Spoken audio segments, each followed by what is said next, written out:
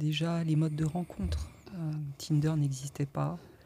Il n'y avait pas non plus tous ces sites sur Internet qui permettent de matcher, soi-disant, des personnes. On ne se rencontrait pas non plus nécessairement dans les soirées, les boîtes de nuit.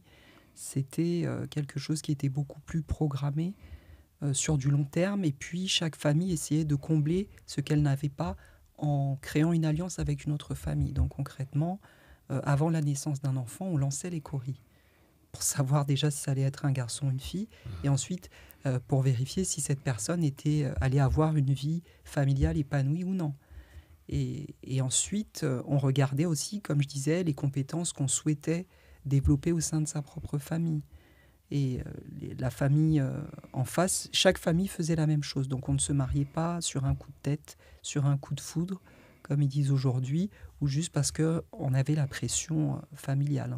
Et aujourd'hui, même la famille africaine est entrée dans ce jeu de pression sociale de manière relativement, on va dire, post-coloniale, parce que c'est une manière de fonctionner que nous avons malheureusement héritée des autres, du contact avec les autres. On aurait pu prendre des choses plus positives, mais on a choisi de les copier à ce niveau-là. Et aujourd'hui, on voit le résultat, monoparentalité flagrante dans beaucoup de pays africains. Je ne parle même pas des Antilles ou du Brésil.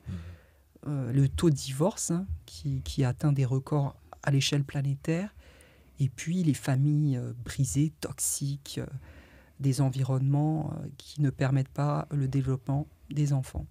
Les femmes étaient responsables, on dirait aujourd'hui, du ministère de l'Intérieur, c'est-à-dire elles s'occupaient de tout ce qui était affaires internes aux frontières de l'Afrique, du continent. Et les hommes s'occupaient des affaires externes, plus tout ce qui concernait l'architecture. Aujourd'hui, en Afrique, ce sont les hommes qui s'occupent du ministère de l'Intérieur. C'est pour ça qu'il y a la famine généralisée, puisque ce n'était pas à eux de s'occuper de l'agriculture. D'ailleurs, ils le montrent en bradant les territoires du continent, tandis que les femmes, aujourd'hui, s'occupent des affaires extérieures, puisque c'est elles qui, sous la pression du foyer monoparental, envoient leurs enfants traverser la Méditerranée pour se retrouver en galère à Stalingrad, comme on peut le voir ici à Paris. Donc, les rôles, effectivement, devraient se recentrer, mais dans une perspective africaine. C'est-à-dire, quand je dis qu'on doit se recentrer sur le ministère de l'Intérieur pour les femmes et le ministère de l'Extérieur pour les hommes, ça veut dire qu'il faut penser en paradigme africain. Donc, il faut être capable de réfléchir en langue africaine. Donc, il faut recommencer à parler les langues africaines. Ce que j'appelle langue, ce n'est pas le swahili.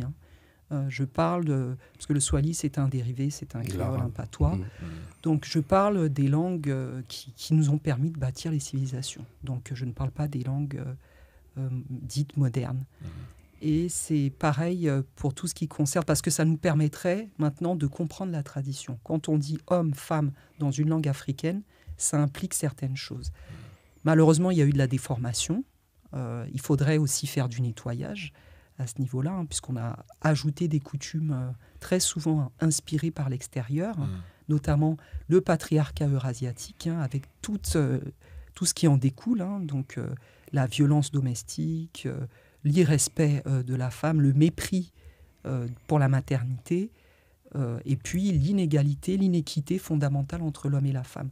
Lorsqu'on regarde les images, l'architecture, tout ce que nos ancêtres nous ont laissé en termes d'iconographie qui concernait les couples, moi, à chaque fois que je vois des pharaons, c'est l'homme à côté de la femme. C'est pas comme aujourd'hui, où dans la sculpture africaine, la femme est derrière et elle est très chargée, et l'homme est devant et il a les mains dans les poches, parce qu'il n'a pas grand-chose à faire.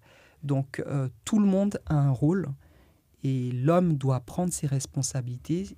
Le ministère de l'Extérieur, ça veut dire les finances, ça veut dire la sécurité.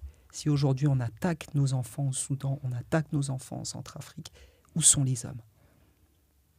Et en ce qui concerne les femmes, ce n'est pas une question de mettre au monde des enfants, c'est choisir un père adéquat. Parce que c'est comme ça que nos grands-mères ont fait des Marcus Garvey.